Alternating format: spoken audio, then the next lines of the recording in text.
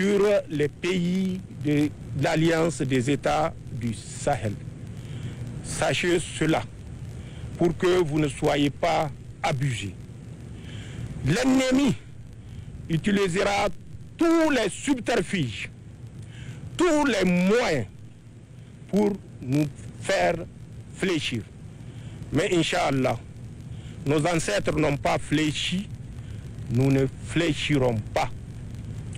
Pour ceux qui sont à l'intérieur de notre territoire national et qui s'activent en collaborateurs avec la puissance coloniale française, qu'ils comprennent qu'ils n'ont pas leur place sur le territoire nigérien. Il ferait mieux de rejoindre le territoire colonial. Parce que ce que nos forces de défense et de sécurité ont réussi à faire jusqu'ici, malgré les moyens limités, ils le feront encore davantage puisque notre détermination de les renforcer en capacité, en effectif est inflexible. Nous utiliserons nos maigres moyens pour répondre aux besoins de nos forces de défense et de sécurité.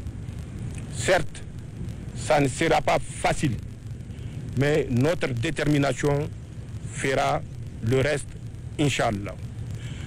Nous compterons sur vous, comme vous l'avez fait depuis plus de 10 ans, pour tenir ce pays debout sur le pilier que vous avez servi, pour tenir ce pays debout derrière le parapet que vous lui avez offert, pour tenir notre peuple debout sous le parapluie de la sécurité que vous lui avez offert jusqu'ici.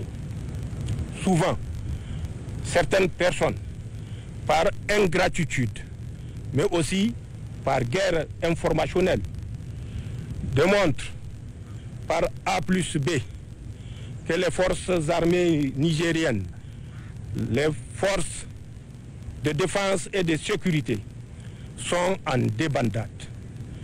Récemment, dans la région de Tillabéri, c'est toute une compagnie de la garde nationale qui a été annoncée prisonnière des mercenaires. Et que le commandant de la région, étant parti dans un camp pour chercher à savoir ce qui se passe, aurait été massacré par les hommes. C'est pour vous dire, une fois de plus, que l'ennemi n'utilisera pas des moyens réguliers pour démobiliser les forces de défense et de sécurité. Nous avons conscience de cela. Je l'ai dit et je le répète. L'État du Niger mettra en œuvre tous les moyens qui sont à sa portée pour assurer la sécurité du peuple nigérien, pour assurer notre souveraineté, pour assurer tout simplement notre dignité. Nous vous félicitons et recevez également le témoignage de remerciement de l'ensemble du peuple souverain de la République du Niger et de la Confédération AES. La lutte continue. La lutte continuera. Comme je l'ai dit, c'est une guerre totale. L'adversaire va utiliser tous les moyens. Il faut que vous soyez avertis. Mais nous aussi, nous utiliserons tous les moyens physiques, psychologiques et autres pour garder notre pays debout. C'est en ce sens que vous voyez sur toute l'étendue du territoire national des prières, des doigts, des fatiha pour maintenir notre pays debout, notre pays uni, notre pays souverain. De la part de l'État, il mettra tous les moyens. Nous nous efforcerons, Inch'Allah, malgré l'embargo, malgré l'adversité acharnée, nous nous investirons à vous déployer de moyens si ce n'est déjà fait. Nous ne voulons pas souvent communiquer sur ce que nous faisons en termes de dotation, en termes de matériel, puisque nous savons ce que ça peut coûter. Nous savons qui nous avons en face et nous savons la capacité de médisance et de surnoiserie du sponsor de ce acte ou de ces actes de mercenariat. C'est pourquoi nous préférons œuvrer et manœuvrer, d'ailleurs comme savent le faire les forces de défense et de sécurité, dans la discrétion et le secret le plus absolu. Une fois de plus, merci du sacrifice consenti. Allah subhanahu wa ta'ala continue à protéger notre pays et à garder nos communautés unies. Félicitations, bonne chance, nos condoléances. Allah accorde sa rahma à nos martyrs. Officiers, sous-officiers, militaires de rang, fusiliers de l'air, gendarmes, gardes nationaux, gardiens d'épée, agents des eaux et forêts et de douane, merci pour ce rapport que vous avez suivi avec intérêt. La République est et sera prouvé qu'ils sont le rempart contre lequel toutes les vagues d'assaut des mercenaires et leurs sponsors se sont écrasés depuis bientôt plus de 10 ans et vont continuer à s'écraser, Inch'Allah, pour les jours de combat qui nous restent et dont l'issue ne serait autre que le succès.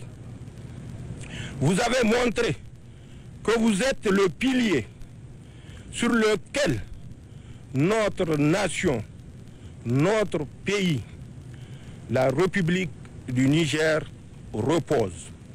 Et ce pilier, Inch'Allah, ne fissurera pas. Vous êtes le parapluie qui protège l'ensemble du peuple de la République du Niger, l'ensemble des communautés, sans distinction aucune, qui composent ce peuple vaillant et résilient. Vous êtes le parapluie, non pas pour le Niger uniquement et son peuple, mais pour l'ensemble de la Confédération. Parce que les sacrifices que vous avez consentis sont des sacrifices qui ont été consentis non seulement à l'intérieur des limites territoriales de la République du Niger, mais au-delà des limites de notre pays. C'est ensemble, la force unifiée fera face à toute velléité de déstabilisation. Pour mieux combattre cet ennemi, il faut le connaître. Et je me forcerai de résumer en quelques mots les astuces, la perfidie que cet adversaire, encadré par un sponsor aussi perfide que perfide, mène son combat. Ce qu'il pense être un combat, mais mène un combat perdu d'avance, Inch'Allah. Notre pays a fait face, depuis plus de 10 ans, comme je l'ai dit, à des tentatives de déstabilisation qui ont commencé dans le bassin du lac Tchad pour se poursuivre dans la zone qu'ils ont qualifiée de la zone de 3 frontières, notamment le Liptako-Gourma. La première manœuvre sournoise de l'ennemi a consisté à utiliser tous les moyens pour lui permettre de s'installer sur notre territoire national. Pour cela, les mots pompeusement utilisés comme lutte contre le terrorisme, protection de la démocratie, ont été utilisés pour endormir nos autorités. Une fois installés sur notre territoire, l'ennemi, au lieu d'accompagner les forces de défense et de sécurité dans la lutte contre ce terrorisme qui n'est autre chose qu'une action organisée de déstabilisation dont les dessins vous seront exposés suite aux échanges que je vais développer. Une fois installé donc, l'ennemi et le sponsor particulièrement ont réussi à endormir la conscience de nos dirigeants, ont réussi à endormir la conscience des moins avertis. Mais ce sponsor, dont la principale motivation ou dont le principal motif de présence sur notre territoire a été la lutte contre le terrorisme, était où, quand nous perdons des centaines d'hommes à Inates, à Chinagoder, je ne citerai que ces deux exemples, non pas parce qu'ils sont limités à deux exemples. On peut ajouter tant d'autres exemples où nos forces étaient massacrées. Plus de 100 avions de chasse et drones étaient positionnés à la base aérienne 101 de Niamey. Aucune intervention, ne serait-ce qu'une mission de reconnaissance aérienne pour conduire les opérations de contre-attaque n'ont eu lieu. C'est ce même, entre parenthèses, partenaire qui nous fera croire et qui a réussi à nous faire croire pendant des années qu'il est ici pour nous accompagner dans la lutte antiterroriste. Même naïf, on a de la peine à y croire. La défense de notre pays, nous en sommes convaincus puisque nous avions eu à faire face à d'autres situations plus tendues, repose sur l'épaule des forces de défense et de sécurité du Niger et accessoirement aux forces de défense et de sécurité de l'Alliance des États du Sahel. C'est un devoir générationnel parce que le méconnaître, c'est méconnaître notre passé. Nos ancêtres, nos arrière-parents ont défendu au prix de leur vie notre territoire, ce territoire que nous appelons aujourd'hui République du Niger. Il y a des centaines d'années, ce territoire a été protégé, défendu au prix du sang et des sueurs de nos ancêtres. Il y a 130 ans exactement, le même adversaire auquel nous faisons face était à la porte de la région de Tillabéri.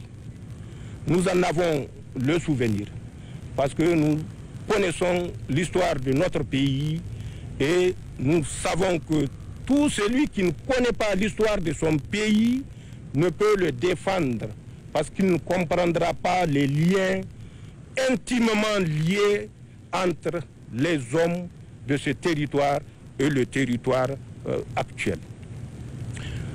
Nous avons résisté, je le dis, 130 ans passés, au même ennemi perfide, sournois, qui utilisait les communautés pour nous diviser. Et tout peuple divisé est un peuple fragilisé et un peuple facile à soumettre. Nos ancêtres ont résisté avec les moyens de leur époque. Nous nous rappelons du combat que Mohamedou Atikou, le souverain de Sinder, avait conduit en 1897 face à la mission Touté.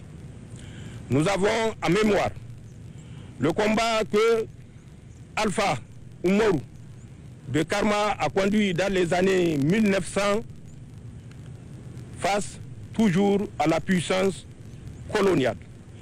Nous savons le combat que Alpha Seibou, le marabout aveugle, malgré son handicap, imbu du patriotisme et de la défense de la patrie, a conduit dans le Zigui à partir de son village de Kopsitanda. Nous avons en mémoire le combat que l'Arewa